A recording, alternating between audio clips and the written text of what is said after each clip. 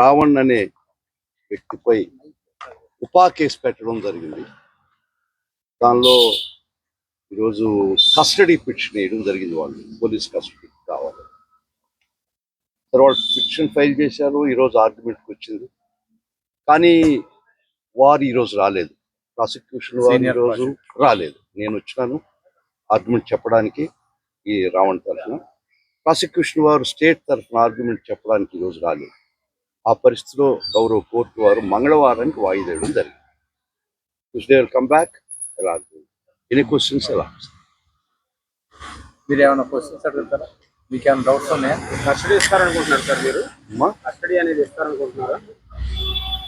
వేశారు కదా, నేను ఇవ్వకూడదని వాదన చెప్తున్నా. అందుకని ఖచ్చితంగా నేను హాఫ్ హార్టెడ్గా యుద్ధానికి అది కోర్టుకు రాలేదు. ఇవ్వనీయకుండా ఆర్గ్యుమెంట్ చెప్పడానికే నేను వచ్చాను.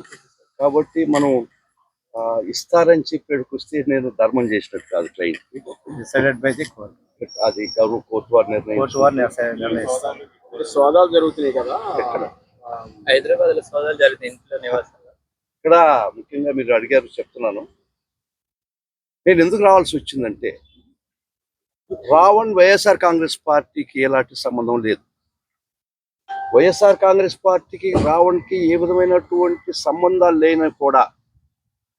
అయినా కూడా వైఎస్ఆర్ కాంగ్రెస్ పార్టీ పాలసీ ఒకటే.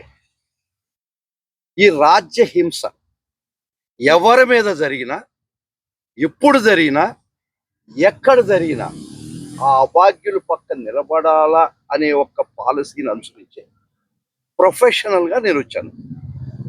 అంతేగాని వైఎస్ఆర్ కాంగ్రెస్ పార్టీకి ఎలాంటి సంబంధం లేదు. బట్ ఫర్ ది రీజన్ ఏదో చెప్తారు, చారణ కోడికి బారణ మసాలా అని. ఆయన చేసింది ఏంది, ఆయన అన్నదేంది, ఉపా యాక్ట్ ఏంది, ఆయన పెట్టి మీద కేసులు ఏంది, డెత్ పనిష్మెంట్. చంపేస్తామా ఆ స్టేట్మెంట్ ఇచ్చేదానికి? ఈ రాజ్యహింస కాదా అని అడుగు.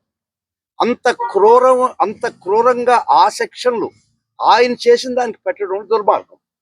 దాంతో స్పందించింది.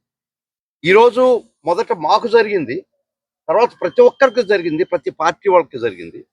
తర్వాత ఎవరైతే గొంతు ఎత్తుతారో, ఈ ప్రభుత్వాన్ని ఎవరైతే నిలదీస్తారో, ఈ ప్రభుత్వాన్ని ఎవరైతే వాళ్ళు ఇచ్చినటువంటి హామీలు అమలు చేయమని అడుగుతారో, ఎవరైతే దుర్మార్గాలను ఎదిరిస్తారో వాళ్ళందరి గొంతు నొక్కే ప్రక్రియ ప్రభుత్వం చేస్తుంది. దానిలో భాగంగానే రావణ్ని చేసింది. రావణ్ కోసం వచ్చిన కారణం ఒకటే. వైఎస్ఆర్ కాంగ్రెస్ పార్టీ మొదట్లోనే చెప్పింది, పార్టీ చూడడం, ఓటేసాడని చూడడం, జాతి చూడడం, కులం చూడడం, మతం చూడడం. కానీ ఈ విధమైనటువంటి క్రూరమైనటువంటి రాజ్య హింస ఒక సామాన్యుడిపై, ఒక అభాగ్యుడిపై, ఒక శక్తిలోనిపై, ఒక ఏ విధమైనటువంటి వనరులు లేనటువంటి వ్యక్తిపై ఇంత క్రూరమైన చట్టాలు మీరు కేసులు పెట్టారు. కాబట్టి ఆ విధంగా రాజ్యహింసకి వ్యతిరేకంగా, ఈ ప్రభుత్వ దుశ్చర్యలకు వ్యతిరేకంగా, వ్యతిరేక చర్యలకు వ్యతిరేకంగా ఈరోజు రావడం జరిగింది. సో ఒక వ్యక్తిగా యాజ్ అ ప్రొఫెషనల్గా నేను వచ్చాను. అతను కూడా మాకు ఏ పార్టీ లింక్ మాకు అవసరం లేదు. ఒక దెబ్బతిన్నటువంటి వ్యక్తిగా, ఒక ఈ రాజ్యహింసకు గురైన వ్యక్తిగా, ఒక అన్యాయానికి గురైన వ్యక్తిగా, ఒక క్రూరంగా ఒక చట్టంలో 147లో ఇరికిచ్చినారు కాబట్టి, ఒక ఉపా యాక్ట్లో ఇరికిచ్చారు కాబట్టి ఇది ఖచ్చితంగా అన్యాయం.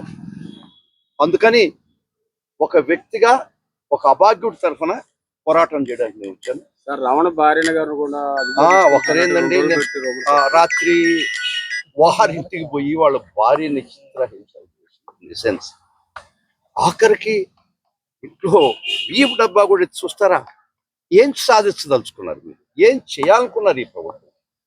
ఈ ప్రభుత్వంలో ఎవరినో ఒకరిని సాటిస్ఫై చేయడానికి, ఒక వ్యక్తి యొక్క ఈగో సంతృప్తి పరచడానికి మీరు అనుసరించే విధానం, తీసుకున్నటువంటి చర్యలు ఖచ్చితంగా గర్హించదగింది. ఒక రోజుకు ప్రజలే సమాధానం చెప్తారు. ఈ విధమైనటువంటి నియంతృత్వ పాలనలో, నియంతృత్వ పోకడలో, ప్రజాస్వామ్యంలో దీనికి తావులేదని చెప్పడానికే వచ్చాము మేము. ఈ ప్రజాస్వామ్యబద్ధంగా ఎన్నికైనటువంటి ప్రభుత్వం, ప్రజాస్వామ్యబద్ధంగా రకరకాల విన్యాసాలతో అధికారంకి వచ్చిన ప్రభుత్వం. ఒక్కసారి వారికి గుర్తు చేయదలుచుకున్నాను, చరిత్రలో ఏ నియంత కూడా ఎల్లకాలం లేడు, ఇది వాస్తవం. కాబట్టి ప్రజాస్వామ్యబద్ధంగా మీరేమైనా అఫెన్స్ ఉంటే కేసులు పెట్టుకుందా, వాటికి మేము రాలేదు. మరి దుర్మార్గంగా ఉపా కేసు పెట్టి దుర్మార్గంగా మీరు ప్రవర్తించారు కాబట్టి, ఒక క్రూరంగా ఒక డ్రెకోనియన్ లా దానిలో మీరు ఒక తీసుకొచ్చి ఈ విధంగా హింసిస్తున్నారు కాబట్టి ఖచ్చితంగా వ్యక్తిగా వైఎస్ఆర్ కాంగ్రెస్ పార్టీ తరఫున నేను స్పందించాను. పార్టీ తరఫున ఒక వ్యక్తిగా, ఒక ప్రొఫెషనల్ గా ఇది నా వృత్తి ధర్మం అనుకున్నాను. ఎందుకంటే పెద్ద పెద్ద అడ్వకేట్స్ని పెట్టుకునే శక్తి లేదు, నా బోటు వాళ్ళనే పెట్టుకోవాలి ఆయన. పాపం ఈ రాష్ట్రంలో పెద్ద పెద్ద అడ్వకేట్లను దింపే శక్తి పాపం రావడానికి లేదు.